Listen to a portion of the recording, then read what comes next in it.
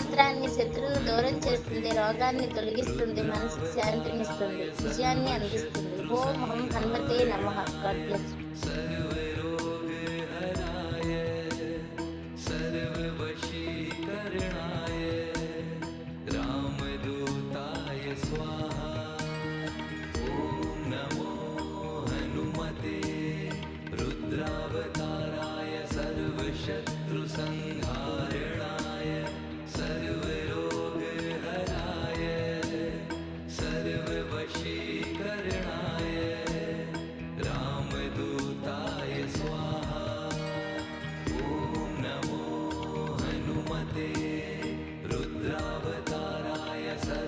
शत्रु